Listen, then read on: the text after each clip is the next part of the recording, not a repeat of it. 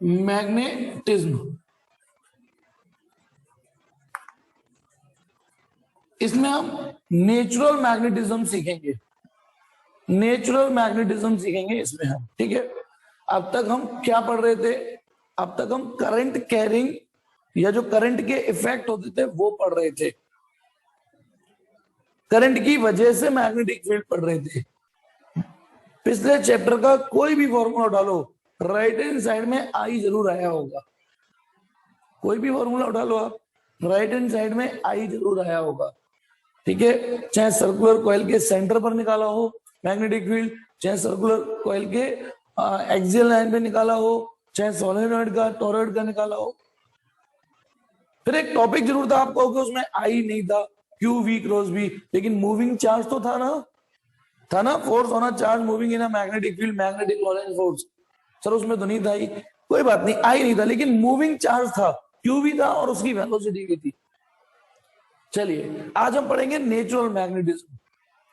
Natural, हाँ बेटा, natural magnetism, जैसे बार मैग्नेट का मैग्नेटिक फील्ड क्या होता है कि नहीं, बार मैग्नेट का मैग्नेटिक फील्ड तो उसका भी होता है। चलिए तो उस टॉपिक को स्टार्ट करने से पहले इसमें एक छोटा सा इंपॉर्टेंट टॉपिक है, atom as a magnetic dipole. Atom as a magnetic dipole. अब मैग्नेटिक डायपोल तो जानते हो ना, एक तरफ साउथ पोल हो एक तरफ नॉर्थ पोल हो, उसको मैग्नेटिक डायपोल बोलेंगे। लेकिन एटम ऐसा, इसमें ये वर्ड और जुड़ गया, एटम, एटम का मैग्नेटिक डायपोल। तो चलिए एक बात बताओ, यदि ये कोई मान लो, कंसीडर दुनिया का सबसे सिंपल एटम कौन सा है, कंसीडर एच एटम, और वो भी कौन सा वाला, 1H1 है ना, 1H1, एक प्रोटॉन एक इलेक्ट्रॉन, कंसीडर हाइड्रोजन एटम, ठीक है। अब उसमें क्या हो रहा होगा, एक ये न्यूक्लियस है और इलेक्ट्रॉन चारों ओर घूम रहा होगा ऐसे करके, ये पीछे वाला हिस्सा, ये रहा न्यूक्लियस, पॉजिटिवली चार्ज न्यूक्लियस, और इलेक्ट्रॉन घूम रहे होंगे इसमें, सॉरी बहुवचन क्यों, एक वचन, सॉरी माय मिस्टेक, इलेक्ट्रॉन घूम रहा होगा। सपोज करो ये इलेक्ट्रॉन है और यू घूम रहा है, ऑर्बिट कर रहे हैं ना, इलेक्ट्रॉन न्यूक्लियस के चारों ओर ऑर्बिट कर रहा है।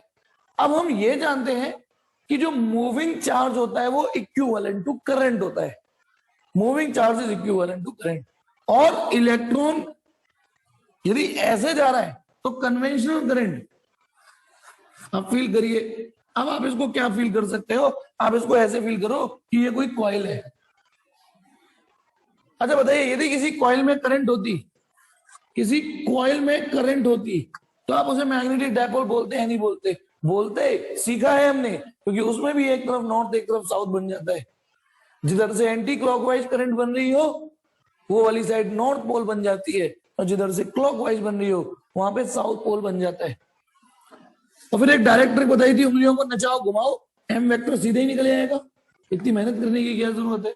आप पक्का पक्का देख लेना, ऊपर टेबल से चढ़ के ऊपर, ऊपर नॉर्थ और नीचे साउथ ही बनना होगा, ये एरो साउथ टू नॉर्थ ही होगा। तो अब आप बताइए, ये रहा हाइड्रोजन एटम 1H1 एटम, ये रहा उसका न्यूक्लियस इलेक्ट्रॉन, ये रहा यूं घूम रहा है, यूं घूम रहा है। तो इलेक्ट्रॉन यदि यूं घूम रहा है तो this will give rise to the equivalent current this side. Electron के अपोजिट होती है conventional current, conventional current electron के इलेक्ट्रॉनिक करंट के अपोजिट होती है। तो अब आप इसको थोड़ी देर के लिए ऐसा फील कर लो, ऐसा फील करो कि ये एटम नहीं है, ये कोई सर्कुलर लूप है, ये एटम नहीं है, ये एक सर्कुलर करंट कैरिंग लूप है जिसमें करंट भी है। तो बस हो गया इसका मैग्नेटिक मूवमेंट आ गया। बताइए इसका मैग्नेटिक मूवमेंट इस डायरेक्शन में होगा या नहीं होगा, एम वेक्टर आ गया। भैया ऊपर से झांक के देखो, यदि आप अपनी आई बॉल ऐसे ले जाओ, ये आई बॉल है, तो पक्का आपको ऊपर से एंटी क्लॉकवाइज करंट ही नजर आएगी। तो ऊपर नॉर्थ नीचे साउथ बनना होगा, एम वेक्टर ऐसे होगा, एम वेक्टर बोल दो, या फिर कुछ दिनों पहले एन कैप बोल लेते, ध्यान है ना, एरिया वेक्टर, जो यहाँ शर्त है साउथ टू नॉर्थ ही डलेगा। तो ये तो हो गया कि जो हाइड्रोजन एटम हमने बात करी, इसका मतलब एटम का डायपोल मूवमेंट हो सकता है, इसका तो है, क्योंकि एटम का जो इलेक्ट्रॉन घूम रहा है ना, इलेक्ट्रॉन जो ऑर्बिट कर रहा है, वो एक करंट को जन्म देता है। ऐसा फील होने लगता है कि जैसे किसी सर्कुलर कॉइल में करंट हो। कोई रॉकेट साइंस कॉन्सेप्ट नहीं है, इजी कॉन्सेप्ट था। अब जब एम वेक्टर आ गया तो उसका कोई मैग्नीट्यूड वैल्यू भी होगी। तो बताइए, सिंस करंट कैरिंग लूप का मैग्नेटिक मोमेंट कैसे निकलता है? नाई निकलता है कि नहीं? Number of turns area I, ऐसे निकलता है कि नहीं किसी भी करंट कैरिंग कॉइल का? तो चलिए इसका निकालते हैं।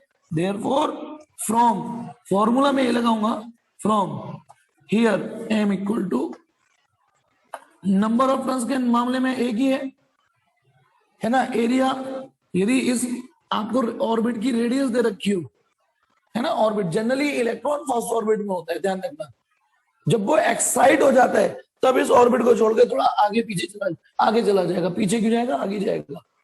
जो नेचुरल उसकी ऑर्बिट होती है, नेचुरल ऑर्बिट होती है इलेक्ट्रॉन की, वो फर्स्ट ऑर्बिट होती है। एक्साइटेड स्टेट में वो सेकंड, थर्ड, फोर्थ में जाएगा। अभी फिलहाल मैंने फर्स्ट ऑर्बिट में ही घुमाया है, ठीक है। तो नंबर ऑफ टर्न्स कितने हैं इसमें? एक। एरिया कितना? जो भी रेडियस होगी पाई, उसका पाई आर स्क्वायर, ठीक है। अब रह गई current. Current Q by T होता है ना, इधर देखना, Q by T rate of flow of current. तो क्यू के नाम पर सिर्फ एक ई है, उसका मैग्नीट्यूड, है ना, और हर कैपिटल टी टाइम के बाद वो यही आता है। Rate of her T time के बाद वो यही होगा। हर टी टाइम के बाद आप यहाँ नजरें टिकाए रखो, ये इलेक्ट्रॉन चला गया, टी टाइम के बाद फिर से इलेक्ट्रॉन जाएगा। एक्चुअली वो फिर से नहीं जा रहा, वो लौट के आ चुका है। तो 1 ये पाई आर स्क्वायर, ये ई बाई टी। एक तो ये अपने आप में फॉर्मूला है। सीधा सीधा इस पे भी क्वेश्चन है ना, इस पे या इस पे, सीधे सीधे इस पे भी फॉर्मूला है कि इलेक्ट्रॉन फर्स्ट ऑर्बिट में घूम रहा है, उसकी रेडियस इतनी है, बताइए। और हो सकता है वो टाइम पीरियड ना देके फ्रीक्वेंसी दे दे, तो 1/t को फ्रीक्वेंसी लिख देना। ऐसे सवाल नहीं कराता हूं मैं, ठीक है। शीट में मिल जाएगा सीधे, उसमें रेडियस दे रखी है और फ्रीक्वेंसी दे रखी है, तो फ्रीक्वेंसी 1/t को क्या कर लेना, न्यू। अब आते हैं, आगे बढ़ते हैं। अब मैं इस फॉर्मूले में थोड़े से मसाले छिड़क रहा हूं। वो मसाले हमें एक नए लेवल पे नया कॉन्सेप्ट लेके जनरेट, मतलब एम आ गया, जो हमारा टास्क था कि भैया इस एम का मैग्नीट्यूड क्या होगा, डायरेक्शन तो साउथ टू नॉर्थ होगी, मैग्नीट्यूड ये होगा। मैं इस फॉर्मूले में थोड़ी सी तिकड़म बिड़ा के इसको एक नए अंदाज में पेश कर रहा हूं, एक और तरीके से पेश कर रहा हूं। वो तरीका भी अच्छा है, ठीक है। उससे हमें एक नई फिजिक्स भी सीखने को मिलेगी और कैलकुलेशन भी आसान रहेगी। देखिए, अब थोड़ा सा 11th में भी जाना पड़ेगा, थोड़ी सी केमिस्ट्री में भी जाना पड़ेगा। 11th का ये कि आपको पता होगा कि 11th का कि एक तो angular speed 2 pi by T, याद है नहीं यार? Angular speed 2 pi by T, 2 pi by T. कैसे 2 पाई बाई टी?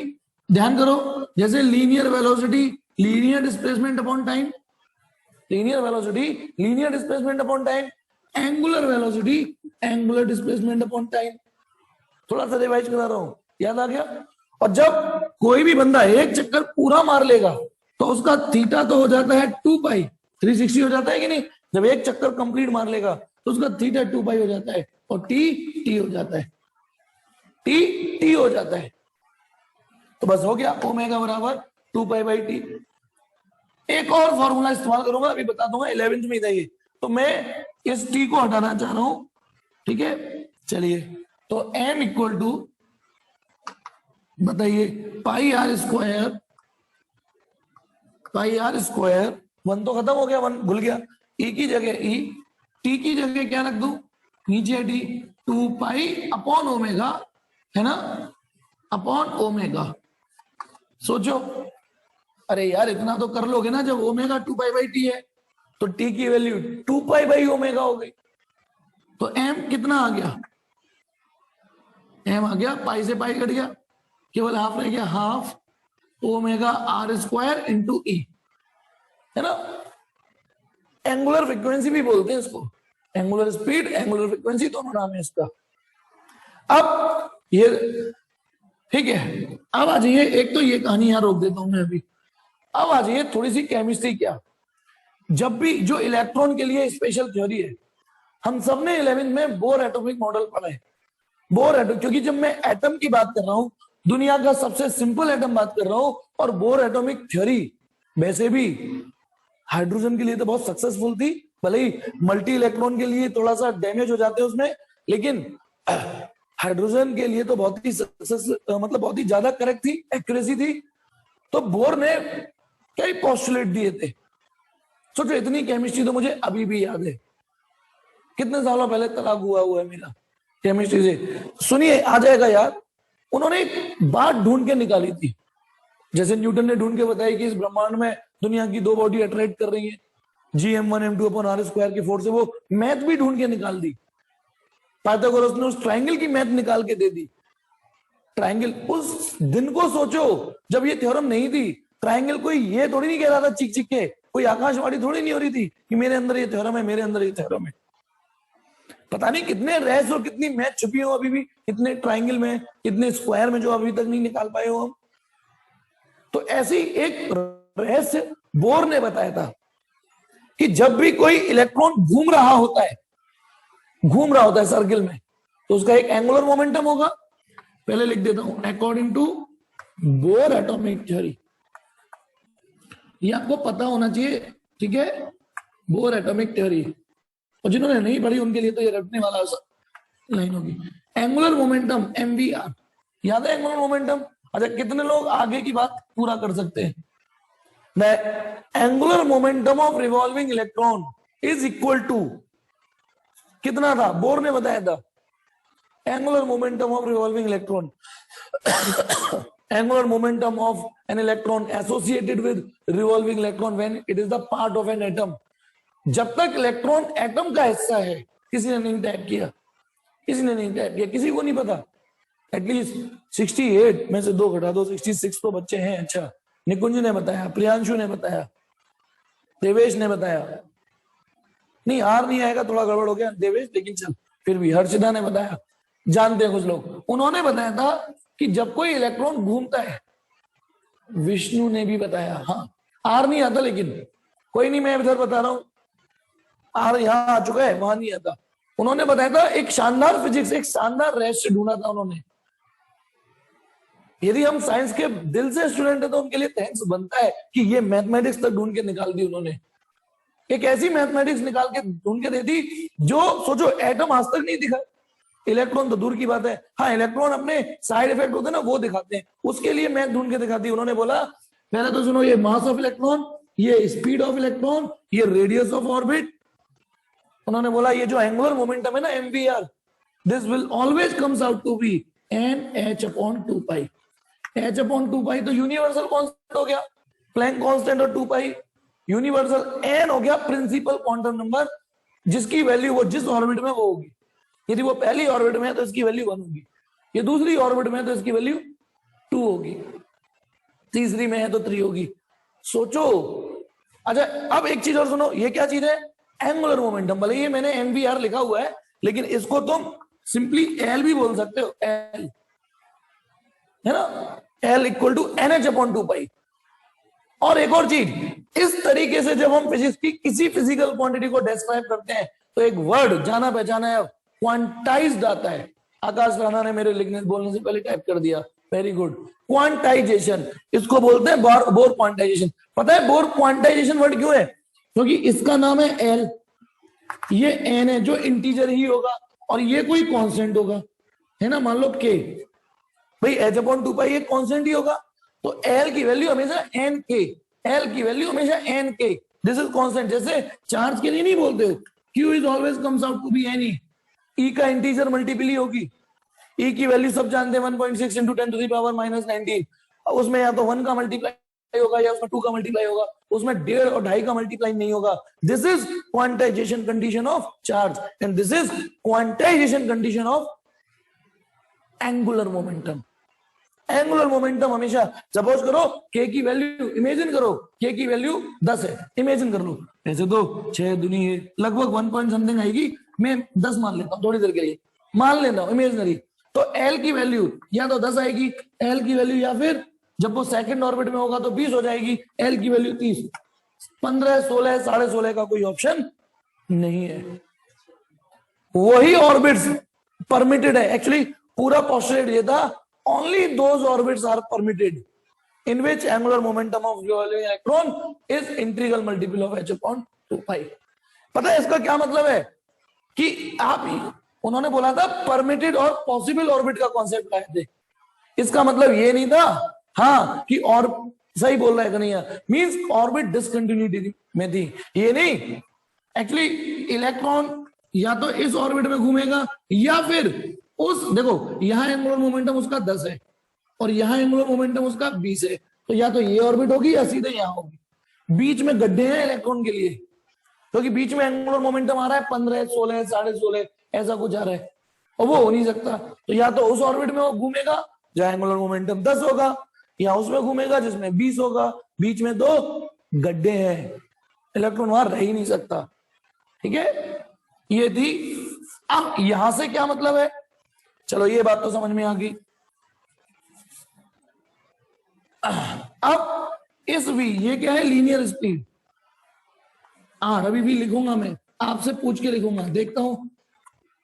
जैसे v बराबर u plus A T, S बराबर U T plus half T square, इनमें आपका फ्लो बना हुआ है ना, वैसे ही 11th में एक मैकेनिज्म और था, मैकेनिक्स की इक्वेशन, रोटेशनल, वो सर्कुलर मोशन जब होता है या रोटेशनल मोशन होता है, तो v और ओमेगा में एक रिलेशन था। निकुंज ने टाइप कर दिया, वेरी गुड, शाबाश।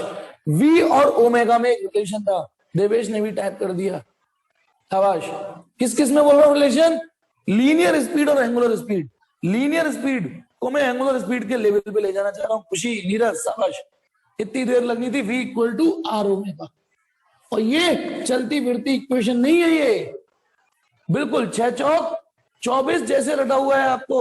v equal to R omega भी रटा होना चाहिए था। यदि भूल गए हो 11th में पाप किए हैं तो अब कर लो, थोड़ा सा गंगा जल छिड़क लो। ये v equal to R omega बहुत ही ज्यादा इंपॉर्टेंट इक्वेशन है। चलिए, मैंने v की जगह आर ओमेगा रख दिया। मेरी नियत ओमेगा लाने की इसलिए थी क्योंकि यहाँ ओमेगा, या तो फिर इधर ओमेगा को v के टर्म में लिख दो, या फिर इस v को ओमेगा के टर्म में लिया हो। मेरी नियत जो ओमेगा लाने की थी वो इसलिए थी क्योंकि मैं इसको इससे कनेक्शन देने जा रहा हूं। ठीक है, तो अब बताइए, लेकिन थैंक गॉड मैं तो सिर्फ ओमेगा के चक्कर में लाया था, लेकिन ओमेगा के साथ साथ देखो omega into R square, M को उधर ले जा रहा हूं। एम किसका मास, इलेक्ट्रॉन का। क्लियर है। अब इस, मैंने तो इंटेंशन ये थी कि मैं इस ओमेगा की वैल्यू निकाल लूं एक नए पोस्टुलेट से, पर वो मुझे तो ओमेगा इंटू आर स्क्वायर का सेटअप मिल गया। तो अब मैं क्या कर रहा हूं, इस m के फॉर्मूले को फिर से लिख रहा हूं। क्या लिख रहा हूं, m था कितना, half omega are square into E, यही तो था। इस ओमेगा आर स्क्वायर की जगह मुझे कुछ और भी मिल गया, ओमेगा आर स्क्वायर की जगह NH अपॉन 2 पाई m। ठीक है, अब इसको, ये क्या है, जैसे इससे मैग्नेटिक मूवमेंट आप निकाल लेते हैं इस एटम का, इससे निकाल लो, इससे, ये तो एक ही बात है, बस थोड़ी शकल बदल गई है। इससे भी निकाल सकते हो m, ये भी अंदाज है m निकालने का, सेम आएगा। इससे और इससे आंसर अलग अलग नहीं आएगा। अब आपको हो सकता है वो कठिन लगे, क्योंकि आपको क्या लग रहा होगा, अरे उसमें तो बहुत सारे हैं, n है, h है, 4 है, पाई है, m है, e है। तो अभी मैं आपको एक चीज बताता हूं, आपको अच्छा लगेगा। n को यहां लिख देता हूं, बाकी सब EH अपॉन 4 पाई m। अब इतने हिस्से को गौर से देखो, ब्रैकेट के अंदर जो है ये यूनिवर्सल कांस्टेंट है, ये भी नहीं है टुच्चा मुच्चा, ये इसमें आने वाले जितने भी नंबर है वो परमानेंटली फिक्स है इस यूनिवर्स में।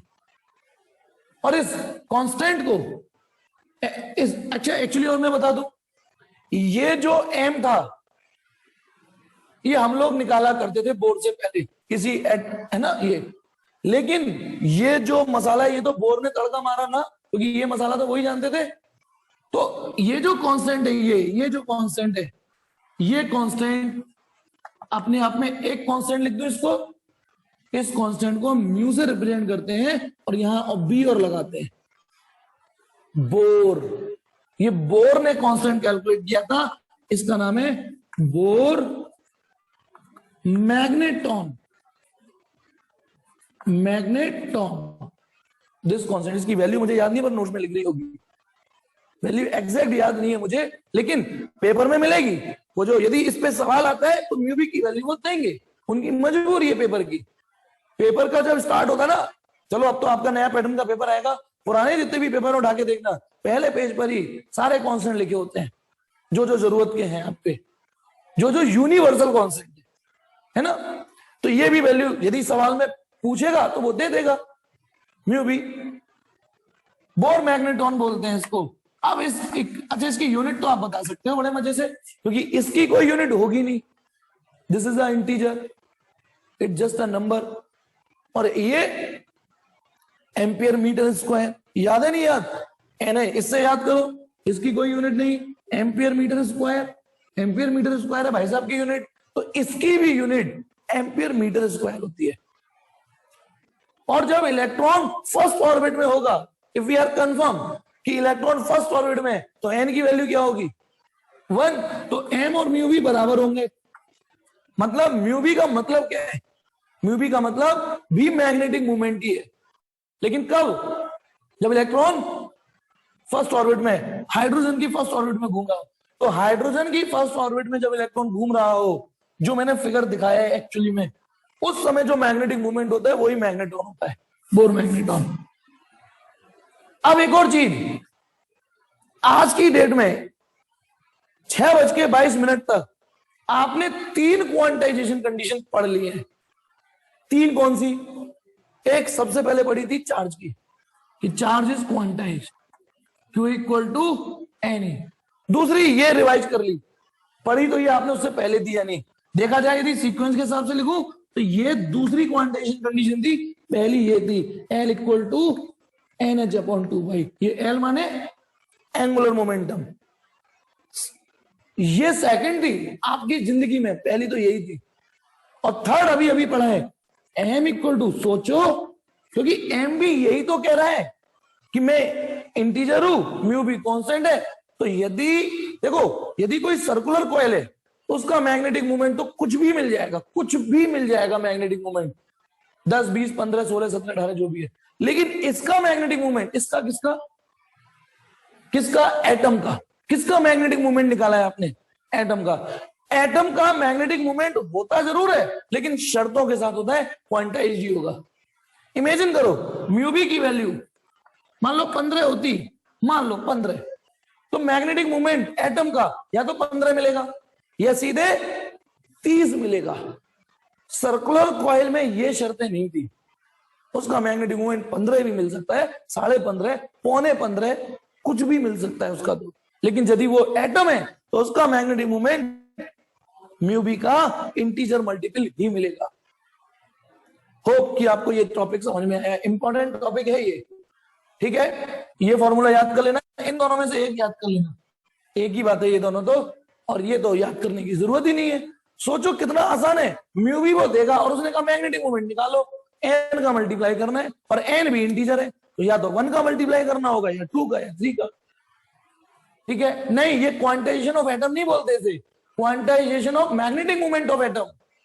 सेंटेंस ये है, quantization of magnetic movement of atom, ठीक है। और जब आप एक चैप्टर यहां आएगा एटम और न्यूक्लियाई, तो पता है आपको ये भी ताज्जुब होगा, ये जो प्लेनेट घूम रहे हैं ना सन के चारों ओर, इनका भी एंगुलर मोमेंटम क्वांटाइज्ड है, पर इनका जो एन है ना बहुत बड़ा बड़ा नंबर आता है, तो वहां इग्नोर कर देते हैं quantization condition. Let's move to another. जैसे जब Q बराबर एनी में एन बहुत सारे होते हैं, तो Q बराबर एनी में जब एन बहुत सारे होते हैं तो क्वांटाइजेशन ऑफ चार्ज भी तो इग्नोर मारा था हमने, मारा था या नहीं, जब एन बहुत सारा हो। चलिए अब आ जाइए कहानी में छोटा सा एड ऑन, एक नोट और, इसका स्क्रीनशॉट मारने की जरूरत वैसे है नहीं, मारना है मार लीजिए, ले ले जब बोला है मन में आया तो, ठीक है, सब है। अब आ जाइए इस कहानी में एक छोटा सा ट्विस्ट। टॉपिक क्या था आपका? ये atom as a magnetic dipole. कैसे निकालना है वो मैथमेटिक्स सामने रख दी, और एक फिजिक्स भी रख दी, एक नेचर सामने रख दिया। इससे एक नेचर तो पता चला कि मैग्नेटिक मूवमेंट क्वांटाइज्ड है एटम का। अब आ जाइए नेक्स्ट, इसी में नोट है, यानी टॉपिक अभी यही चल रहा है। यदि मैंने हाइड्रोजन एटम न लेके हीलियम एटम लिया होता, नाउ कंसीडर हीलियम, तो बेटा ऑब्वियसली जब हम इंग्लिश लेटर वो सीखते हैं एबीसीडी, तो पहले तो ए ही सीखते हैं ना, फिर बी आता है। तो पहले सिंगल इलेक्ट्रॉन सिखाया मैंने, अब है ये हीलियम। कितने इलेक्ट्रॉन होते हैं उसमें? 2 होते हैं। अब उसमें क्या होगा, जो आप जानते हो कि हीलियम में क्या कलेज होगी कि न्यूक्लियस एरा एक इलेक्ट्रॉन ऐसे और एक ऐसे घूम रहा होगा, दोनों का स्पिन एक जैसा नहीं होगा। ध्यान है ना, उनका स्पिन एक जैसा नहीं होता। एक ही शेल में रहने वाले 2 इलेक्ट्रॉनों का, उसे क्या बोलते हैं? पॉली लॉ बोलते हैं ना। पॉली पूरा नाम क्या था? 11th में नहीं पढ़ा? पॉली करके था। अरे ये नहीं करते हो आप? अरे ये बढ़ते तो एक ऐसे फिर एक ऐसे बढ़ते इलेक्ट्रॉन। क्या यही तो है कि एक ही ऑर्बिट में, एक ही शेल में, नॉट ऑर्बिट, नहीं उड़ा। पॉली एक्सक्लूसिव लॉ गौरव सैनी ने टैग किया पहले, बाकी सूर्यांश ने भी टैग कर दिया है, टीना ने भी किया है, विनय ने भी। एक नाम और चला गया, प्लीज सॉरी बोलूंगा, एक नाम और चला गया जल्दी जल्दी में। चलिए, तो ये क्या है कि एक ही शेल में रहने वाले 2 इलेक्ट्रॉन, शेल ही बोलते हैं ना यार, मेरी केमिस्ट्री थोड़ी ऐसी है, ठीक, भूल चुका हूं।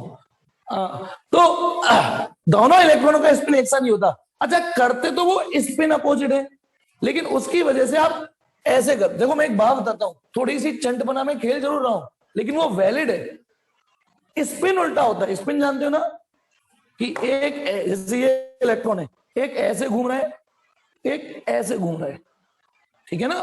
तो एक ऐसे घूमते हुए ऑर्बिट कर रहा होगा और एक ऐसे घूमते हुए। तो मैंने, लेकिन उसकी वजह से इफेक्ट बदल जाएंगे, हालात बदल जाएंगे, जज्बात बदल जाएंगे। देखिए क्या, this is electron 1, this is electron 2, ठीक है? दोबारा बना देता हूं, देखिए फील जो मैं बता रहा हूं, let this is helium atom. अच्छा, मुझे एक चीज बताना, मदद करना। कल मैं अपनी बच्ची को वो पूछ रही थी doubt, fill in the blanks, I fill in the blanks scared of कुछ था, यहाँ वाज आएगा या वर आएगा? यार मैंने उसे वाज बता दिया है, वाज बता तो दिया है, पर I am not, I was he आएगा ना। ये वर कब आता है आई के संग? नहीं आता। When I were a pilot, ऐसा कुछ नहीं आता। अच्छा, वर आता ही नहीं है? यार मैंने कहीं सुना है आई के संग वर भी आता है। वो तो सिंगुलर और प्लूरल वो तो पता है मुझे, लेकिन आई के साथ वर नहीं आता, नहीं आएगा। यार मुझे ऐसा स्लाइटली ध्यान आ रहा था कि आई के साथ वर यूज करना सिखाया था। हाँ कंडीशन है, निकुंज कह रहा है कोई कंडीशन। छोड़ो चलो इसको, क्योंकि फिर फीस लेने लग जाओगे तुम मुझसे, है नहीं, वो मैं अवॉर्ड नहीं कर पाऊंगा। देखो, तो चलिए ये रहा हीलियम एटम,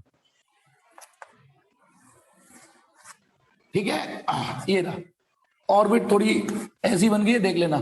तो अब देखिए, ये रहा इलेक्ट्रॉन, एक को ऐसे घुमाना है और एक को उसका उल्टा घुमाना है। थोड़ा ऐसे ले लेता हूं, एक ये रहा, जैसे उसको, हालांकि ये रोटेशन है, ये स्पिन नहीं है। स्पिन और रोटेशन में अंतर तो जानते हो ना, ठीक है? अब छोड़ो बेटा, ब्रेंशियो बाद में समझाना मुझे। हाँ ये रहा, तो फिर ध्यान रखना, देखिए तो ये है इलेक्ट्रॉन 1 और ये इलेक्ट्रॉन 2।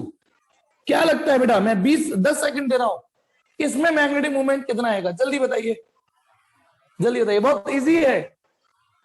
इस एटम का, एज एन एंटायर सिस्टम का मैग्नेटिक मोमेंट क्या लग रहा है, क्या आएगा? क्योंकि इसमें 2 इलेक्ट्रॉन है, दोनों अपोजिट स्पिन मार रहे हैं। Very good Kanhaiya, very good. अबे फास्ट फिंगर फर्स्ट में निकुंज, वेरी गुड। राम गोपाल, शाबाश।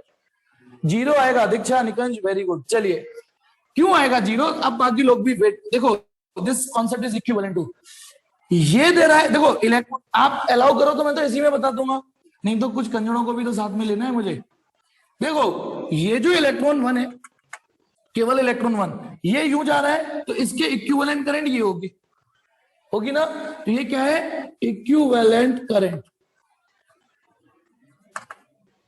Current due two electron 1, due two electron 1।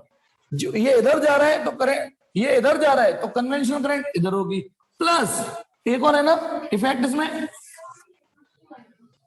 Sorry 2, very good, sorry ये दूसरा इलेक्ट्रॉन है ना। एक काम करता हूं, अब ठीक है, ठीक है, इस इलेक्ट्रॉन की वजह से ये होगा, ठीक। चलिए अब आ जाइए, इलेक्ट्रॉन 2 यूं जा रहा है तो करंट यू होगी, होगी नहीं होगी? इलेक्ट्रॉन यू जा रहा है तो करंट यू होगी। तो ये वही equivalent current I due two electron 2। अब आप बताइए होगी कहानी। पहली बात तो नेट करंट ही जीरो हो गई। दूसरी चीज एक नए अंदाज से देखो, जब करंट ही नहीं है तो वही ना बाबा आवेगा ना घंटा बजेगा। एक ही ऑर्बिट में घूम रहे हैं, घूम रहे नहीं घूम रहे, एक जैसा चार्ज है ना। ये भी नहीं कि अलग अलग करंट होगी। अब देखिए इसका मैग्नेटिक मोमेंट आएगा ऐसे, तो इसको मैं m वेक्टर लिख दूं m1, और इसका मैग्नेटिक मोमेंट आएगा ऐसे m2 वेक्टर। अब बताना जब आप इस m1 को निकालोगे मैग्नीट्यूड, n म्यू भी निकालोगे, n की वैल्यू कितनी है 1 1, और अब m2 का मैग्नीट्यूड निकालोगे n म्यू भी, वो भी फर्स्ट ऑर्बिट में वो 1, तो दोनों magnetic moment equal and opposite निकले। तो यानी हीलियम एटम का जो नेट डायपोल मोमेंट आया वो 0 आया।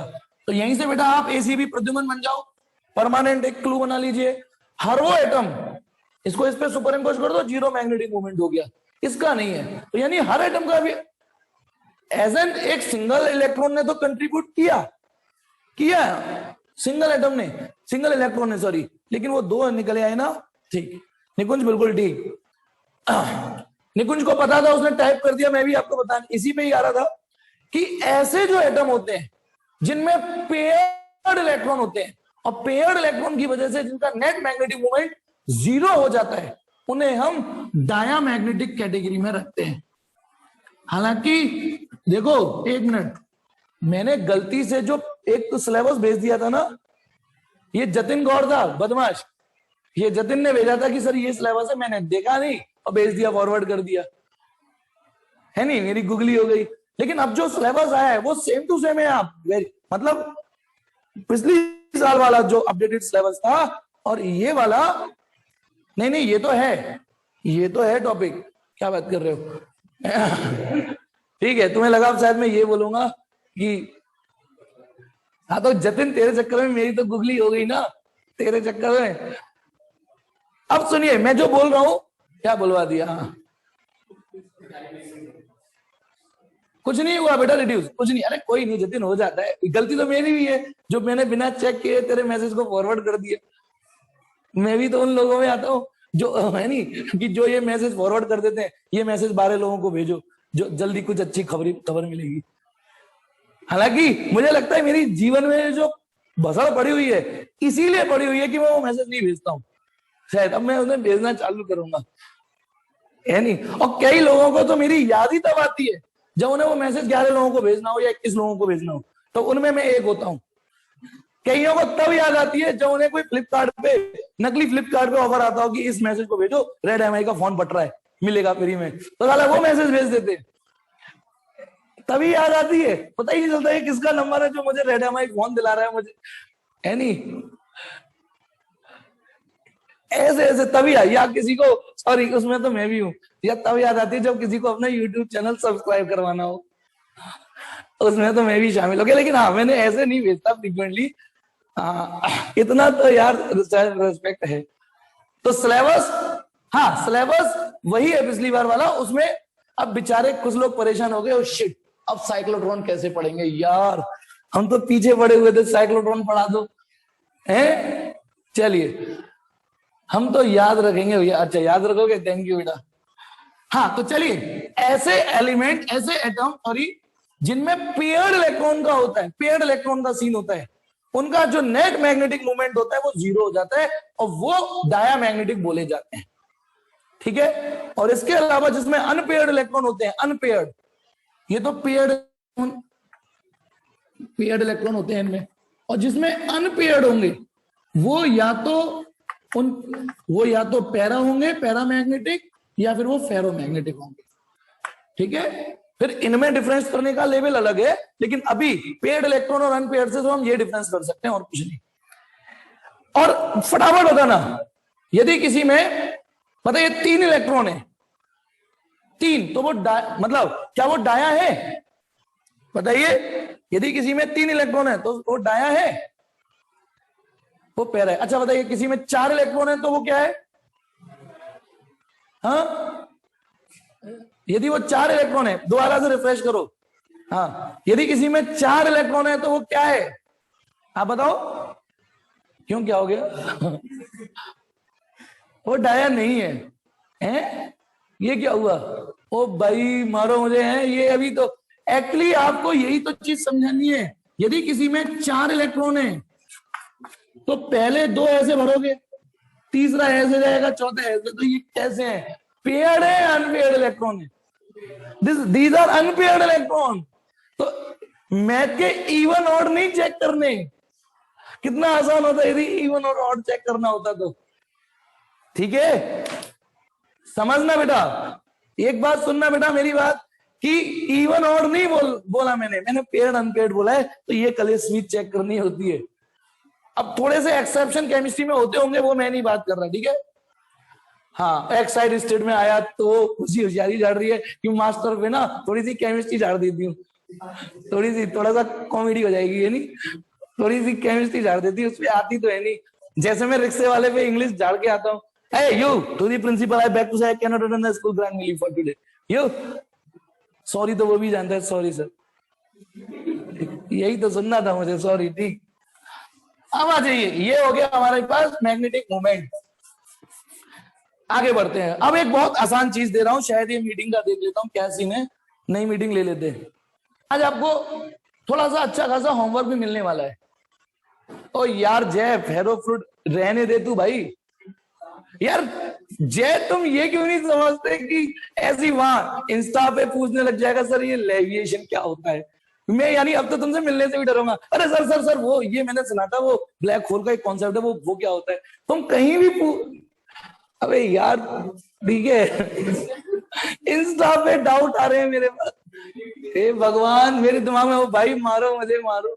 अब तो इंस्टा चलाते समय कांपता हूँ कि कब किधर से डाउट, जैसे बाढ़ आ जाते हैं ना, हाँ एरो। चलिए इधर देखिए, व्हाट्सएप दिया है ना आपको, यहां मैसेज सेंड कर दिया करो, जब टाइम होगा डाउट बता दूंगा आपका, और सिलेबस से रिलेटेड। अरे तो पॉपुलर का हो रहा हूँ, सुनो। अबे मेरे यही बच्चे पूछ रहे हैं, जय जय पूछ रहा है। पॉपुलर 2-3 है, और भी है, एक आध, लेकिन वो बैच गई है। और पॉपुलर की बात कंजवा, देखो कितना गुस्सा आएगा, ऐसा लगता है शाम को दूध पिला रहा हूँ। कुछ दिनों पहले प्राइवेट वीडियो डाली थी मैंने, और मैं उसमें डिसलाइक मिला हुआ है। सोचो, जो प्राइवेट वीडियो, जो मेल, सर मेरे को भेज देना मेल, मेरे को वीडियो भेज देना जो प्राइवेट डाली हुई है। सोचो, उन्हीं को वीडियो देखिए, उसमें एक डिसलाइक है। वाह, आवाज कोई विभीषण है। कोई बात नहीं, लेकिन चलो, वो शायद ये चाह रहा होगा, चाह रही होगी कि और अच्छा पढ़ाए, है ना, मैया मैया करके पढ़ाए।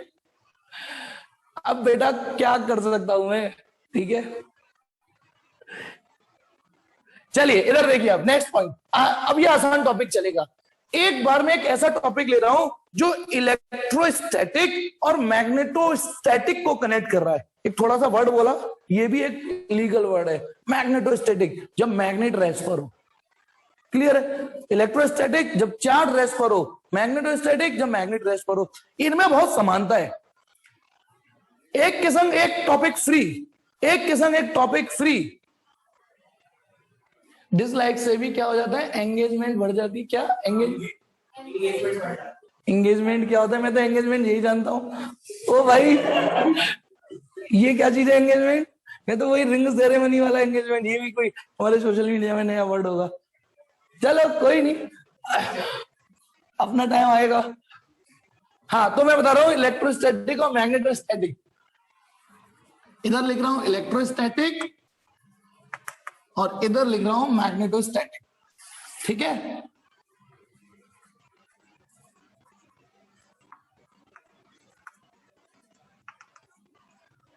इलेक्ट्रोस्टैटिक देखिए, इलेक्ट्रोस्टैटिक में Q नाम की एक चीज पढ़ देते हैं। Q माने चार्ज। यहां आपको ध्यान है, Q का रोल क्यू एम ने ले लिया था, या स्मॉल एम। याद करो याद करो याद करो, याद दिलाता हूं। जब P equal to Q into 2L पढ़ा था, तो M इक्वल टू, याद आया या नहीं आया? ऐसे याद भूल जाते हैं, क्योंकि अभी इतना इसका फ्रीक्वेंटली इस्तेमाल नहीं हुआ है ना, तो मैं मान सकता हूं। ये तो आपने खूब फ्रीक्वेंटली इस्तेमाल किया है, जब मैंने पहली बार मैग्नेटिक डायपोल के दर्शन कराए थे तो ये फॉर्मूला पढ़ाया था, एनआई ये वाला तो बाद में पढ़ाया था। तो कैपिटल मैग्नेटिक, ये मैग्नेटिक मूवमेंट है, ये नाम याद है, मैग्नेटिक पोल स्ट्रेंथ। एम से लिखो या क्यू एम से लिखो, एनसीईआरटी जब आप खोलोगे तो क्यू एम लिख रहा होगा, तो उसका अपना, ठीक है ना। अब हमारे को टीचर ने आदत डाल दी तो हमें ये आदत पड़ी हुई है जब से, कोई, लेकिन दोनों लीगल है। ये दो तरीके के होते थे, पॉजिटिव और नेगेटिव, ये दो तरीके के होते हैं, नॉर्थ और साउथ। एक और चीज, जो औकात यहाँ पॉजिटिव की होती थी वो औकात यहाँ नॉर्थ की होती है। क्या औकात होती थी पॉजिटिव की? जितनी भी स्टैंडर्ड डेफिनेशन बनी थी सारी पॉजिटिव चार्ज को लेके थी। जैसे पहली डेफिनेशन आई थी इलेक्ट्रिक फील्ड, तो क्या थी? फोर्स पर यूनिट चार्ज नहीं थी, फोर्स पर unit positive test charge. Electric potential, work done in moving a positive test charge. Electric field line, the path where positive test charge tends to move. तो वही औकात यहां सारी definition of north को लेके बनेंगी। नेक्स्ट पॉइंट क्या है इससे मिलता जुलता? फिर एक इलेक्ट्रिक डायपोल आया था, ये रहा प्लस क्यू, ये रहा माइनस क्यू, है ना। बताइए डायपोल की डायरेक्शन माइनस से प्लस होती थी ना, दिस इज पी वेक्टर। यहां पे क्या है?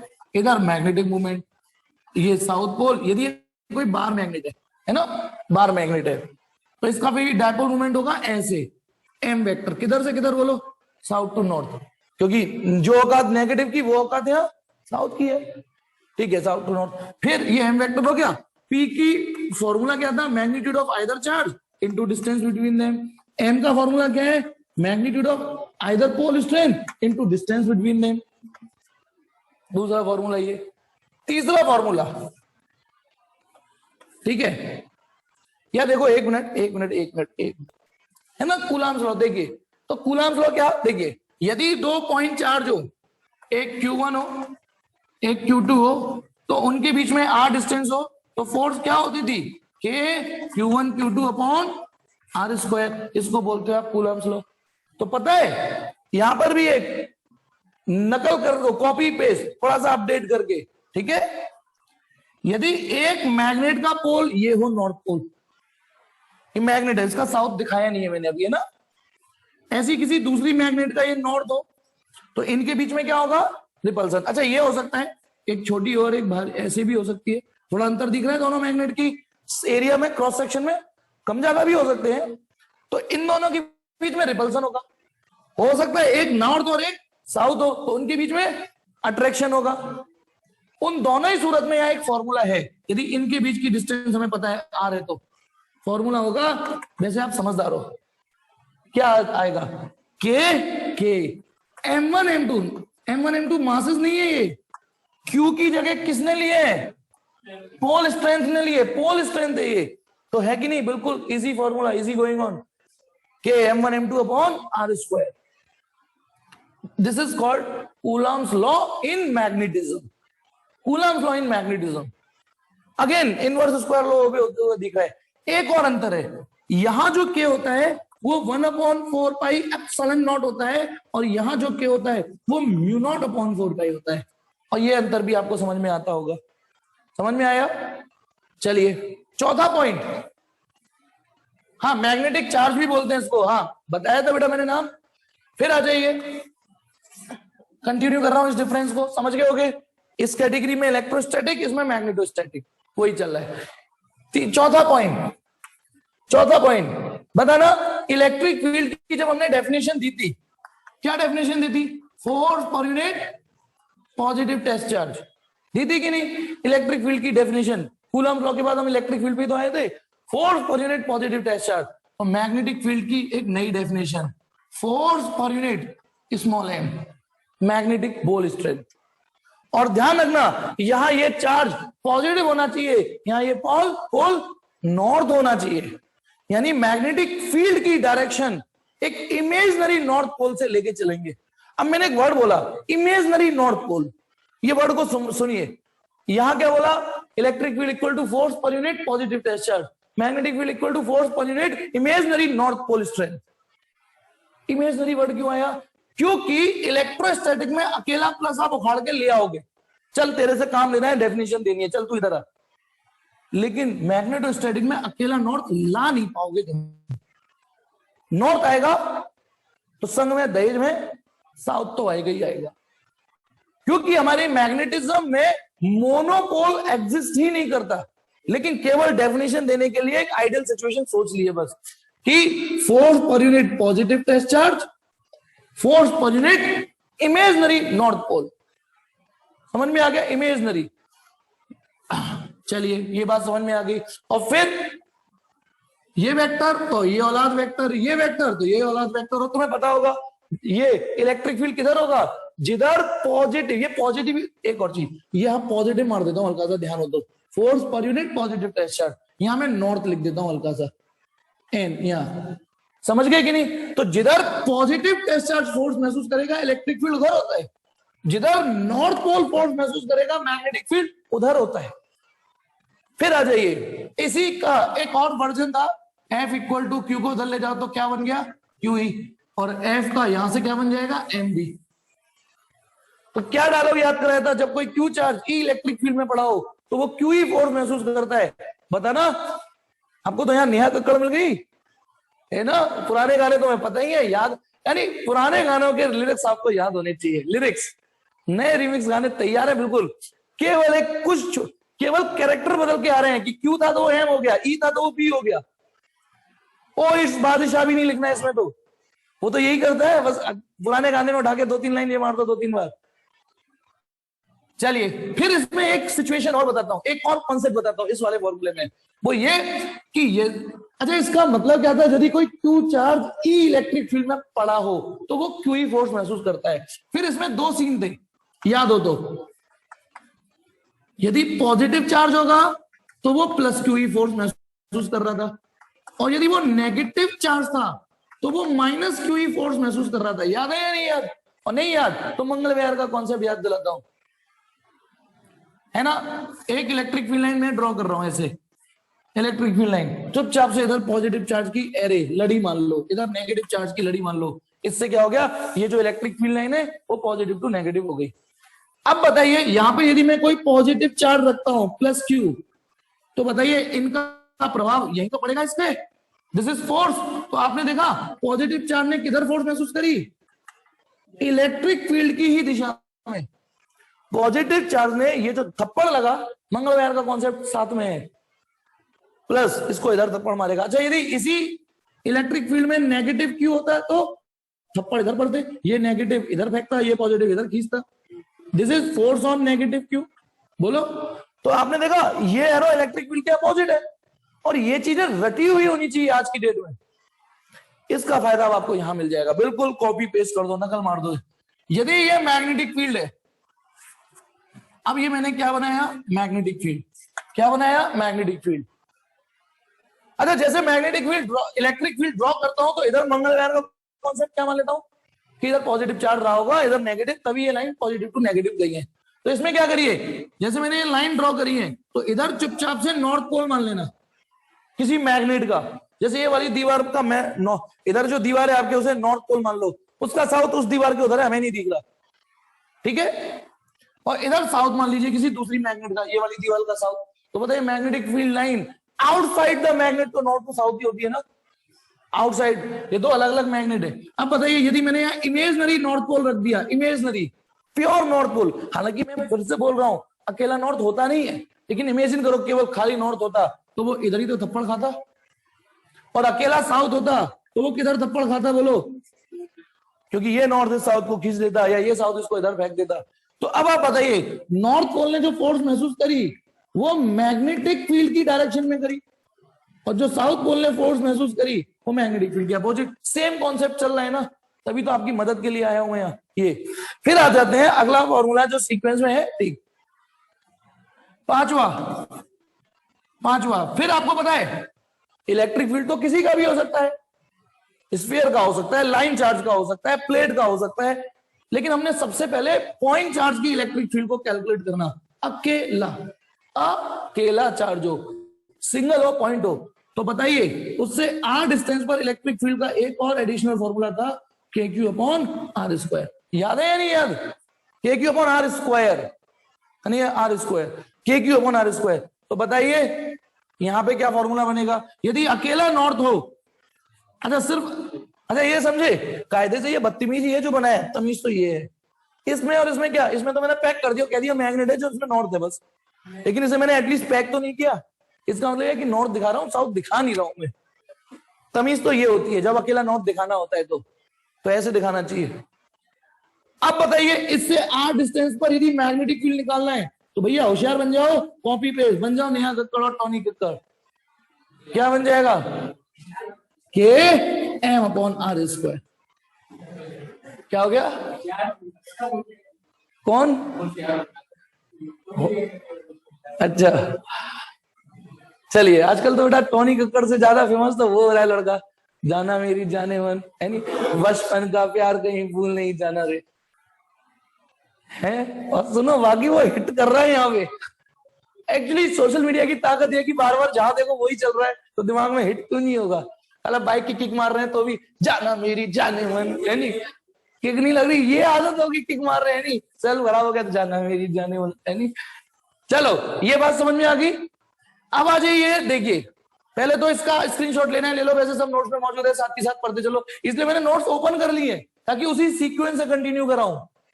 मेरा यदि मैं नोट्स नहीं देखता तो मेरा सीक्वेंस आगे पीछे हो जाता और कुछ नहीं होता। चलिए अब आ जाओ इसी चीज को कंटिन्यू। अब आप बताइए जब आपने ये फॉर्मूला पढ़ लिया था, ये फॉर्मूला जब पढ़ लिया था तो तुरंत एप्लीकेशन चालू हो गई थी कि डायपोल की एक्सियल पे निकालो, डायपोल की इक्वेटोरियल पे निकालो। तो थोड़ा सीन दिखाता हूं आपको, ये इलेक्ट्रोस्टैटिक वाली कैटेगरी है। एक डायपोल था, मैं आपके लिए होमवर्क दूंगा अभी, और एक नहीं 5-5 6-6 होमवर्क मिलेंगे ठीक ठाक, प्रैक्टिस में मजा आएगा आपको, और मजा आएगा एक्चुअली इसमें। ये रहा प्लस क्यू, ये रहा माइनस क्यू, बताना ये क्या थी? एक्सियल लाइन थी ना।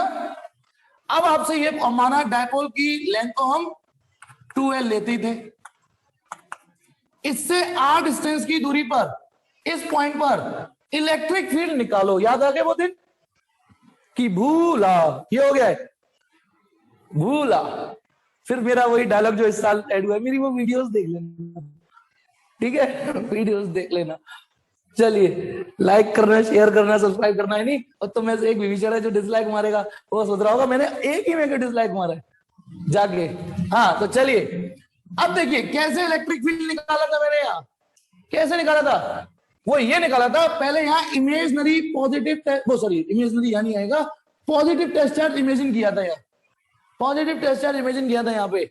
इसकी इलेक्ट्रिक फील्ड इसको इधर धक्का देगी, बोलो कितनी थी electric field due to plus Q, या सिंपली E1 कितनी थी? K Q upon R minus L का होल स्क्वायर, याद है नहीं याद? फिर इसकी भी इलेक्ट्रिक फील्ड थी यहां पर माइनस क्यू, कितनी थी इसकी इलेक्ट्रिक फील्ड यहां पर, और इधर थी। अब तो बड़े हो गए हो, अब तो ये भी पता होगा कि नेगेटिव का electric field towards the negative charge होता है। ये E1 है और ये E2 है, तो ये इलेक्ट्रिक फील्ड कितनी थी? के क्यू अपॉन, था ना। फिर आपने बताइए वेक्टर भाई, क्योंकि एक इधर है एक इधर, तो जो ई एक्सियल आया था फाइनल ई नेट, आपने E1 में से E2 माइनस किया, इसमें से इसे सॉल्व करने के बाद 2kp upon R square minus L square का होल स्क्वायर, ये आया था, ये आया था। अब आपका होमवर्क क्या है बताता हूं। होमवर्क है, कितने लोग समझ गए? एक मैग्नेटिक डायपोल दूंगा मैं आपको, मैग्नेटिक डायपोल, उसकी एक्सियल लाइन पर यहां नेट मैग्नेटिक फील्ड निकालना है। यहां पर बिल्कुल वही मैंने कहा ना, टोनी कक्कर नेहा कक्कर वाला काम मिलेगा। ये रहा नॉर्थ पोल, ये रहा साउथ पोल, इस मैग्नेट की एक्सियल लाइन पर मैग्नेटिक फील्ड निकालना है, इसकी यहां पर मैग्नेटिक फील्ड निकालना है। Let this distances R. तो सुनो आपकी मदद कर देता हूं थोड़ी सी, यहां हम पहले इमेजनरी नॉर्थ पोल इमेजिन करेंगे, imaginary north pole, imaginary north समझ गए, क्योंकि नॉर्थ अकेला होता नहीं इसलिए मान लेते हैं। तो बताइए इसका नॉर्थ पोल इसको इधर रिपेल करेगा, दिस इज B1, इसका साउथ पोल इसको इधर खींचेगा, this is B2। Believe me जब आप इसे सॉल्व करोगे इसी तरीके से, बताओ पहले तो Q की जगह क्या आ जाएगा, यहाँ M, यहाँ Q की जगह M आ जाएगा और E की जगह B आ जाएगा, B1 माइनस B2 करना। बिलीव मी बेटा कुछ भी नहीं चेंज करना, ऐसे तो नसीब क्या ही दिनों बाद खुलते हैं बेटा। 2k M upon R square minus L square का करना ये आएगा। लगे हाथ, उसकी भी प्रैक्टिस हो जाएगी। आर आता था ऊपर, हाँ 2 kp आर, सॉरी ये मैं चेक कर रहा था, ये मैं चेक करता हूं बीच बीच में, बस ठीक। तो बी एक्सियल आएगा ये, कितना इजी, क्या हो गया एम जो हो गया ए एम जे ओ का मतलब नहीं समझ में आया सुमित बेटा मुझे। हाँ तो होपफुली कि आपको ये समझ में आ गया। बताइए अब इसमें एक शॉर्ट डायपोल वाला फॉर्मूला था, शॉर्ट डायपोल का फॉर्मूला था ना, क्या था बेटा, इसको यदि ये शॉर्ट डायपोल हो तो ये हो गया था KP 2 kp upon R cube. तो अब आपका होमवर्क बताता हूं क्या है, सुनो अब होमवर्क क्या है सुनिए। यहां ई एक्सियल का फॉर्मूला डेराइव किया था, यहां बी एक्सियल का फॉर्मूला डेराइव करना और रिजल्ट याद कर लेना। पर रिजल्ट याद करोगे तो मजे ही हो जाएंगे, प्रैक्टिस हो जाएगी, रिवाइज हो जाएगा। जो ये है वो यही आएगा, बस थोड़े से अब क्यू की जगह एम हो जाएगा, बस इतना अंतर आएगा, क्यू की जगह एम हो जाएगा, पी की जगह कैपिटल एम हो जाएगा और ई की जगह बी शब्द हो जाएगा बस। फिर ई इक्विटोरियल था तो बी इक्विटोरियल निकालना, मैग्नेट लेना उसकी इक्विटोरियल लाइन पे निकालना। फिर शॉर्ट डायपोल वाले केस, जो जो केस थे इसमें सब पढ़ना, तुम्हें ध्यान है। ई एक्सियल हो चाहे वो आया था 2 kp अपॉन आर क्यूब, ये क्या आएगा बी एक्सियल, बताओ शॉर्ट डायपोल के लिए, क्योंकि अभी न्यूमेरिकल इस पर है बेटा, इन पर नहीं है न्यूमेरिकल इन पर है 2 km अपॉन आर क्यूब। और ई इक्विटोरियल इसका आधा आया था, ध्यान है ना, ई एक्सियल का आधा, तो फिर पूरा निकालने का तो बी इक्विटोरियल बी एक्सियल का आधा आएगा पक्का कर लेना, जो भी मैग्नेटिक फील्ड उस डिस्टेंस पे यहाँ है उसका आधा यहाँ आएगा। फिर टॉर्क, एक इलेक्ट्रिक फील्ड में एक इलेक्ट्रिक डायपोल पड़ा हो तो इधर टॉर्क लगा था ही नहीं, टॉर्क का फॉर्मूला क्या था, वेक्टर फॉर्म लिख देता हूं सीधे, पी क्रॉस ई।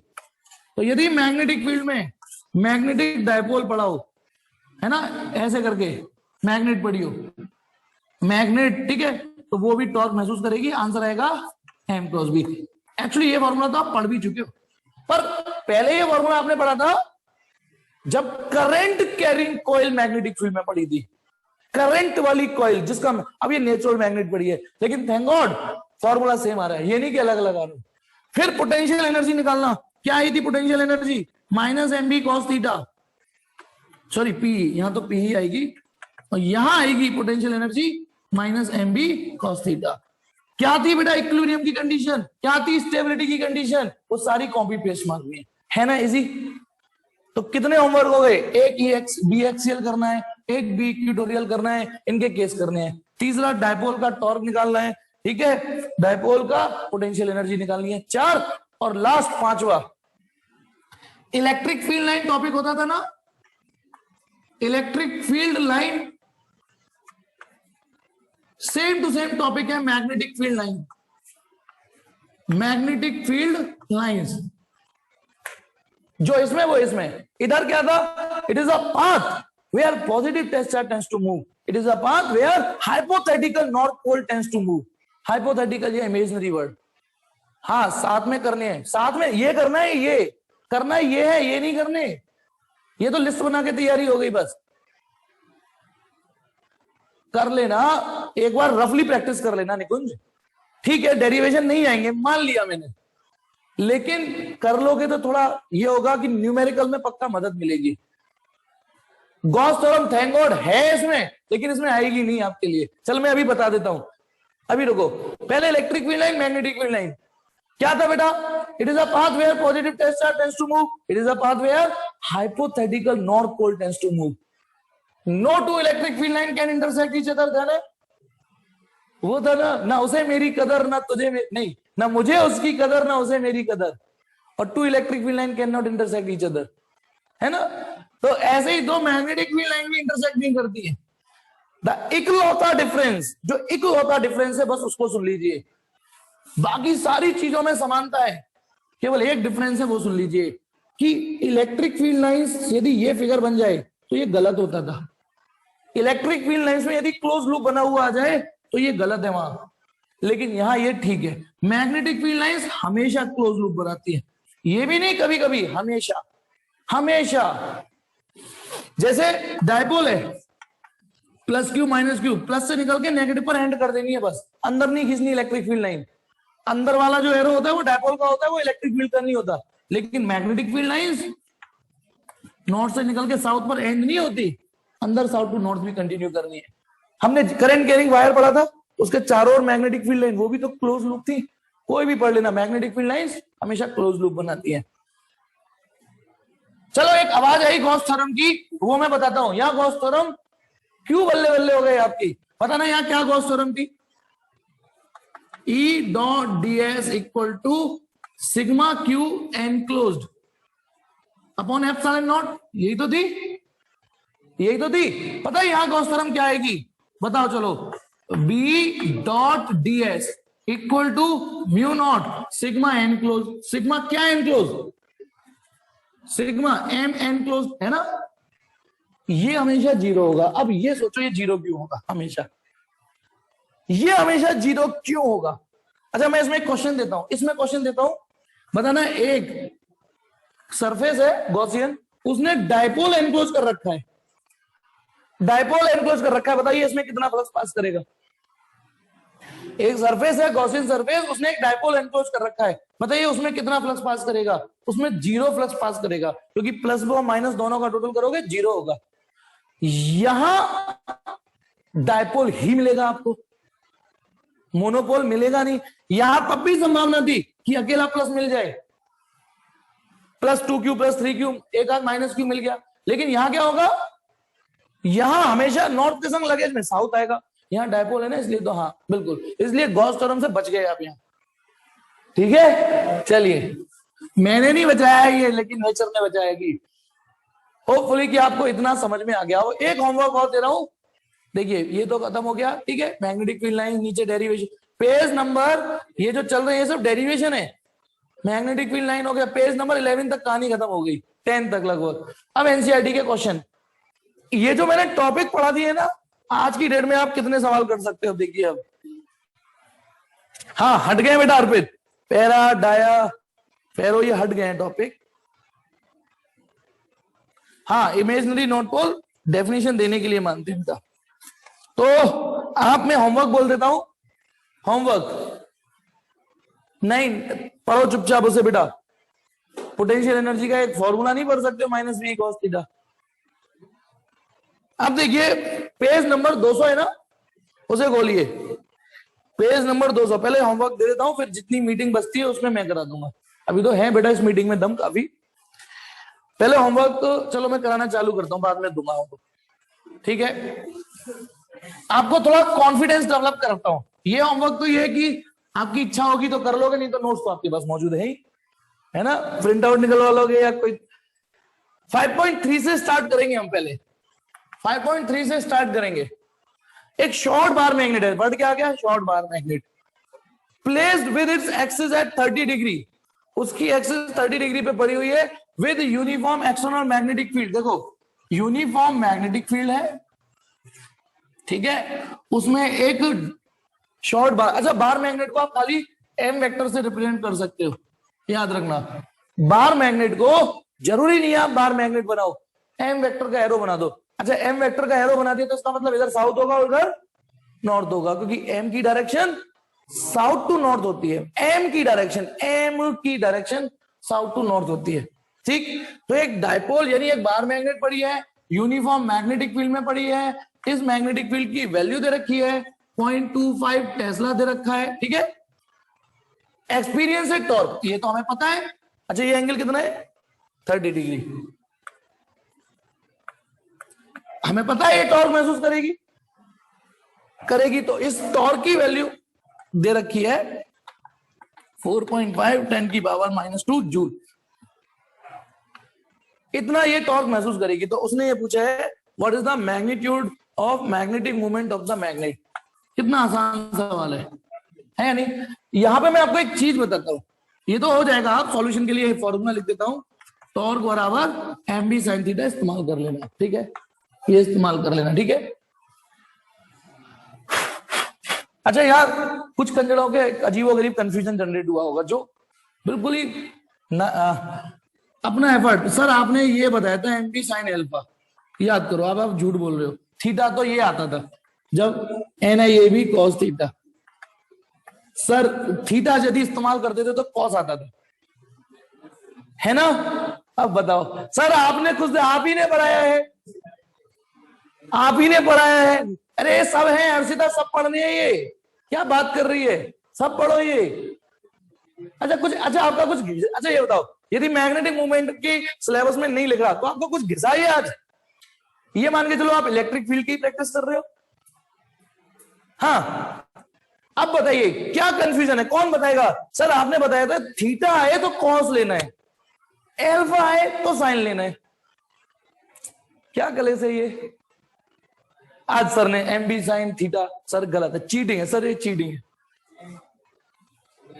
एक्चुअली वो ठीक है, एक कॉन्सेप्ट था, हो गया उस समय बस। अच्छा जब एक बात बताओ, जब क्लास में 2 अभिषेक होते हैं तब टीचर को अभिषेक 1 अभिषेक 2 लिखना पड़ता है। आप ऐसा सोचिए, मैंने ये फिजिक्स ऐसे पढ़ाई होती, थीटा 1 थीटा 2, मैंने थीटा और एल्फा ना पढ़ा के थीटा 1 और थीटा 2 करके पढ़ाया होता ये, है ना, क्योंकि वहां 2 एंगल चल रहे थे, थीटा 1 थीटा 2। लेकिन जब क्लास में एक ही थीटा हो तो थीटा ही लिख सकते हैं ना। लेकिन एक कॉन्सेप्ट अभी भी एज इट इज है बेटा, टॉर्क की वेक्टर फॉर्म तो एम क्रॉस बी थी ना।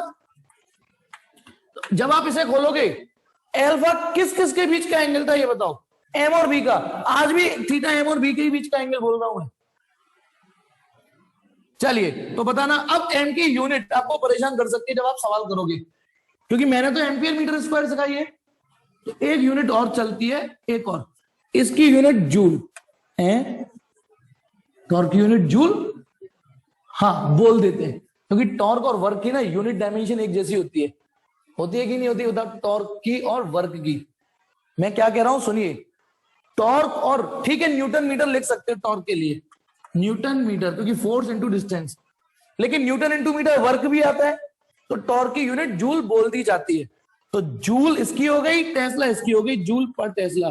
तो एम की एक यूनिट और देखने को मिलेगी आपको, जूल पर टेस्ला। तो ये सवाल तो झंडू बाम था, कर लेना। मैं आपको एक्चुअली बता दूं, होमवर्क बोल देता हूं कौन सा नहीं करना। 5.3 से लाइन से लेके आपको 5.3, 5.5 करिए, 5.6 करिए, 5.7 करिए, 5.8 करिए,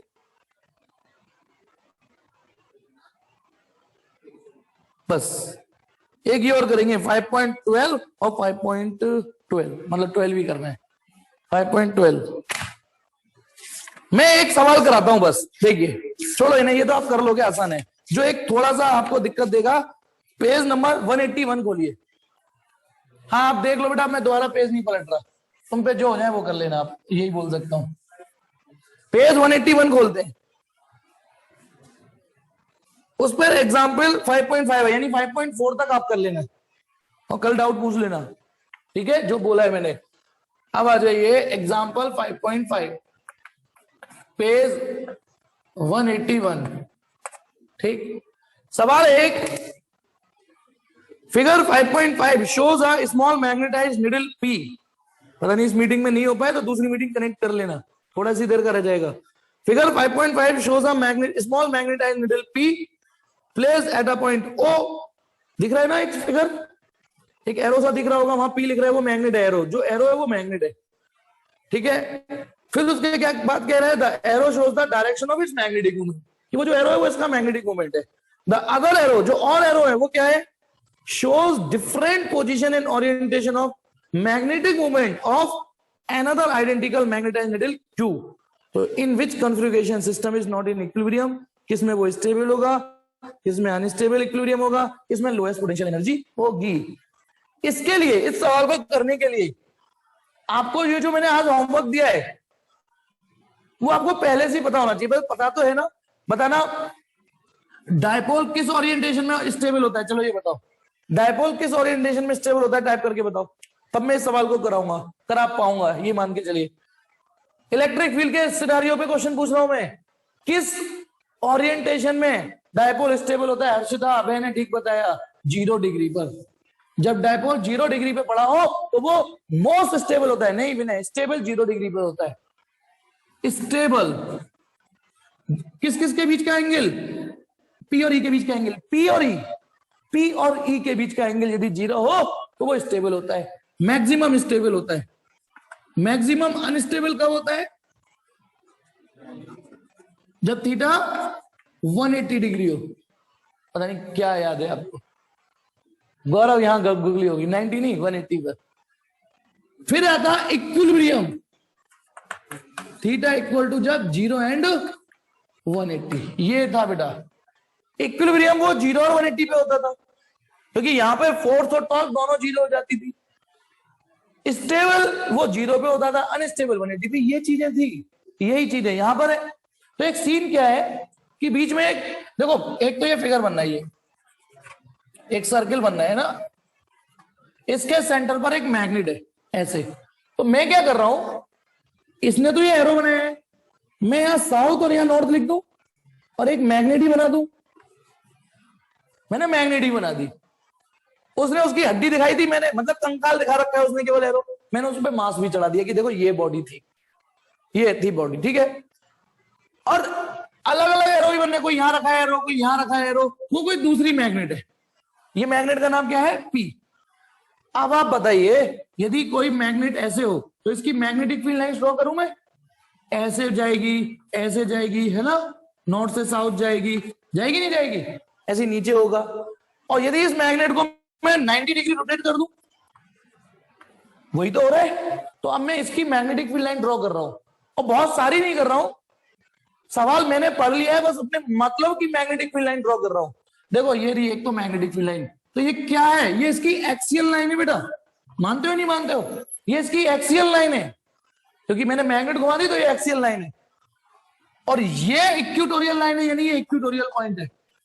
इसकी मैग्नेटिक और कहां का रखी है, एक मिनट, मैग्नेट, हाँ, तो नॉर्थ से साउथ और नॉर्थ से साउथ। देखिए एक मिनट, ये मैंने सवाल पढ़ने के बाद मतलब की मैग्नेटिक फील्ड लाइन ड्रॉ कर ली।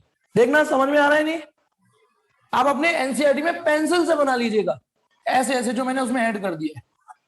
ये क्या है? Magnetic field line. ये क्या है? Magnetic field line. ये मेरी बदकिस्मती है कि ये ऑरेंज कलर का मार्कर आपको दिख नहीं रहा, मैंने केवल ये ही मैग्नेटिक फील्ड लाइंस ड्रॉ करी, ठीक है। अब बताइए, यदि मुझे इस पॉइंट पर मैग्नेटिक फील्ड की डायरेक्शन निकालनी है तो इधर टेंजेंट डाल दूंगा। इस पॉइंट पर टेंजेंट किधर जाएगी बेटा? इस पॉइंट पर यदि टेंजेंट डालूंगा, this is exactly equatorial point, tangent किधर जाएगी? नीचे जाएगी ना, ठीक है। इस पॉइंट पर टेंजेंट डालूंगा तो एक्जैक्टली नीचे जाएगी, ठीक। अब देखिए, उसने ये पूछा है 3 सवाल, किस किस कॉन्फ़िगरेशन में सिस्टम इक्विलिब्रियम में नहीं है। मैंने अब एक अलग ब्लू कलर उठा लिया है चौक का, और जो क्यू मैग्नेट है, एक और मैग्नेट है क्यू, उसको जगह जगह रखा है। तो देखो Q1 ऐसे रखी हुई है, प्लीज देखना है ऐसे। ये पहला फिगर है Q1, दिख रहा है नहीं दिख रहा? बस मेरे फिगर में टाइम आउट हो रहा है। हाँ तो चलो नेक्स्ट मीटिंग और ले लो, समझिएगा क्या बोल रहा हूं। देखिए, अब मैंने एक ब्लू कलर की चौक से सिर्फ अभी जहां कई सारी जगह रखी है वो क्यूब मैग्नेट है, कभी यहां रख दिया, कभी ऐसे रख दिया, कभी ऐसे रख दिया। पहले आप ये देखिए, ये फिगर मौजूद है या नहीं? Q1, लेट ये 1, मैं यहां 1 लिख देता हूं, पहली पोजीशन उसकी ये है। यानी पता है क्या हुआ, एक मैग्नेट दूसरे मैग्नेट के मैग्नेटिक फील्ड में रखी हुई है। आप पता है इसको कैसे फील करोगे? इसको कैसे फील करोगे कि एक मैग्नेट है Q जो P के मैग्नेटिक फील्ड में पड़ी हुई है। Q जो मैग्नेट है वो मैंने ब्लू कलर के चौक से बना दिया है, और जो P मैग्नेट है उसका मैग्नेटिक फील्ड ऑरेंज कलर के उससे बना दिया है। पर दिख नहीं रहा, लेकिन महसूस कर लीजिए जितना कर सकते हो। तो बताइए इसका थीटा कितना है? एक पता है टॉपिक क्या हो गया, एक मैग्नेटिक मूवमेंट मैग्नेटिक फील्ड में पड़ा हुआ है, तो इस एंगल को थीटा बोल देते हैं, इस एंगल को। तो बताइए इसमें थीटा कितना है? जल्दी बताइए, थीटा कितना है? थीटा कितना है? जल्दी से टाइप करो। जो मैग्नेट क्यू पड़ी हुई है, अब बताओ, मैग्नेट ये पड़ी हुई है और मैग्नेटिक फील्ड लाइन टेंजेंशियली ऐसे जाएगी, तो ये जो पोजीशन 1 है, यहां थीटा 90 बनना है। थीटा कितना बनना है यहां? 90 डिग्री। बाद में बात करूंगा बाकी बात। अगला Q2 कहां बन रही है? Q2 ये रहा बेटा, Q2 ये रहा, दिस इज सेकंड पोजीशन। बताइए ये रहा, यहां थीटा कितना बनना है, यहां भी ये रहा बाहर मैग्नेट और ये रही मैग्नेटिक फील्ड, ये रही बाहर मैग्नेट, ये रही मैग्नेटिक फील्ड, यहां भी थीटा 90 डिग्री ही बन रहा है, थीटा इक्वल टू 90 डिग्री। तीसरी पोजीशन कहां रखी हुई है, Q3, Q3, Q3 यहां रखा हुआ है, देखो यहां Q3 ये रहा, दिस इज थर्ड पोजीशन। बताइए यहां थीटा कितना बनना है, कितना बनना है थीटा यहां, 0 डिग्री। दिख रहा है यानी आप लोगों को, क्योंकि देखो मैग्नेटिक फील्ड लाइन पर जब टेंजेंट डालोगे वो टेंजेंट भी इधर जाएगी, एग्जैक्टली उधर ही जाएगी, और डायपोल जो मैग्नेट क्यू है वो भी एज इट इज रख दी, तो यहां थीटा बनना है 0।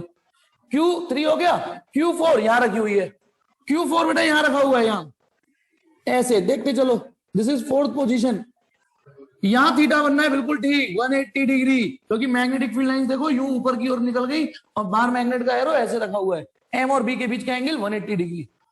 Q4 हो गया, Q5 यहां रखा हुआ है, एरो देखो एरो ऐसे, दिस इज फिफ्थ पोजीशन। बताइए यहां थीटा कितना है, यहां भी 180 डिग्री है, देखो मैग्नेटिक फील्ड का एरो ऐसे गया और डायपोल का एरो ऐसे है। अच्छा ये एम वेक्टर लिख दो, एम, ये एम वेक्टर ब्लू कलर से, ये इसके एम वेक्टर का एरो है, एम वेक्टर थीटा 0 बनना है। ये जो एरो है वो इसके एम वेक्टर का एरो है, ये जो एरो है वो एम वेक्टर का एरो है, एम डायपोल मूवमेंट का। पांच हो गए, छठा और है, यहां रखी हुई है वो, दिस इज एम वेक्टर है ना। थीटा कितना बनना है बताओ, 0 डिग्री। ये कौन सी पोजीशन है, छठी। अब बताइए पहला सवाल तो यही हो गया कि वो किस किस पोजीशन कॉन्फ़िगरेशन में इक्विलिब्रियम में नहीं है। इक्विलिब्रियम होता है ये दो एंगल, इन दो के अलावा जो एंगल है वो इक्विलिब्रियम हो ही नहीं सकते, तो यानी Q1 और Q2। आंसर चेक करो, आंसर चेक करो, नीचे नीचे सबसे लास्ट में जो 3 लाइन है उसमें वो क्या लिखा हुआ है, PQ1 एंड PQ2। उसने PQ1 बोल दिया सिस्टम, P और Q1 जो सिस्टम है, P और Q1 जो सिस्टम है, P तो ये है और Q1 जो सिस्टम है वो इक्विलिब्रियम में नहीं होगा, और P Q2 ये सिस्टम है वो इक्विलिब्रियम में नहीं होगा। बोलो समझ में आया नहीं, इतना इजी था। दूसरा क्वेश्चन क्या है, in which configuration is the system is stable. तो जहां जहां 0 डिग्री होगा वो स्टेबल होगा। बताओ 0 0 डिग्री, एक तो 3 यानी PQ3, और एक हाँ PQ6, PQ6 ये स्टेबल है, चेक करो, और 180 डिग्री पे अनस्टेबल होगा। है ना आसान सवाल, यहां तक था कि नहीं। लेकिन इसके लिए आसान कब बना, जब आपने उस मैग्नेटिक फील्ड लाइन को सामने लेके आए, है ना, कि एक क्यू मैग्नेट पी के मैग्नेटिक फील्ड में पड़ी हुई है। और लास्ट सवाल उसने बोला है इसमें से किस कॉन्फ़िगरेशन में लोएस्ट पोटेंशियल एनर्जी होगी। मैं मिटा देता हूं, बाकी सब आपने ओरली कर दी है, लेकिन अब सुनिए इनमें से किसमें लोएस्ट पोटेंशियल एनर्जी होगी। अब देखो हमें ये तो पता है 0 डिग्री पे स्टेबल होता है, और स्टेबल की जो वजह है, रुको रुको बेटा रुको, मैं बता रहा हूं सुमित, बता रहा हूं ना, वेट तो करो।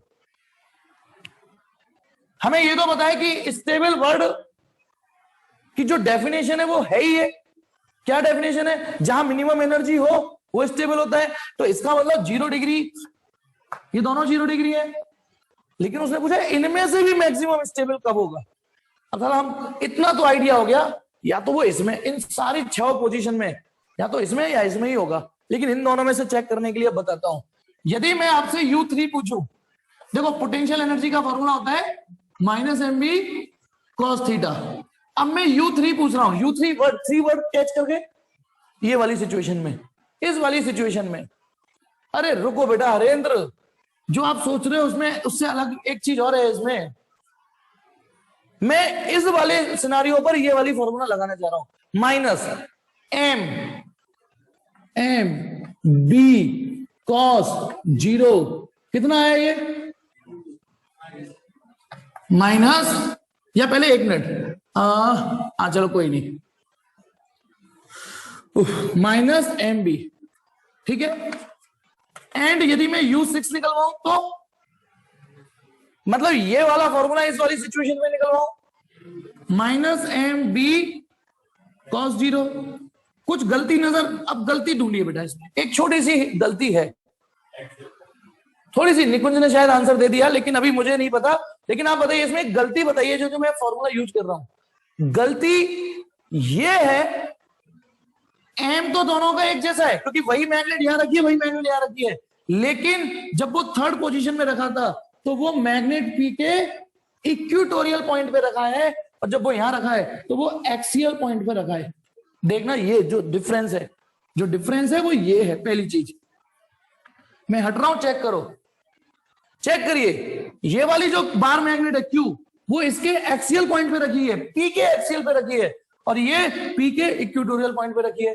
और एक चीज माइनस एम, तुमको पता है B axial twice of B equatorial होता है उसी डिस्टेंस पर। अच्छा ये बताओ, अब मैं आपको इस सर्किल का महत्व तो बताता हूं कि सर्किल क्यों इंट किया।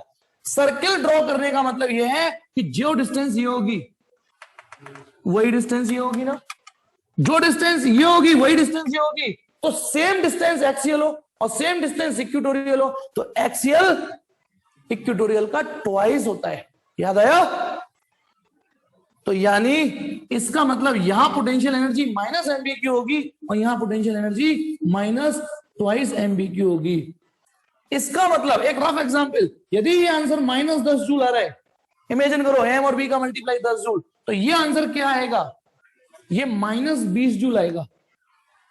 तो अब आप बताओ, दोनों ही एनर्जी नेगेटिव है, स्टेबल है, लेकिन किसमें और भी ज्यादा कम है? ये और भी कम हो गई, और भी कम हो गई, तो ये और ज्यादा स्टेबल हो गया।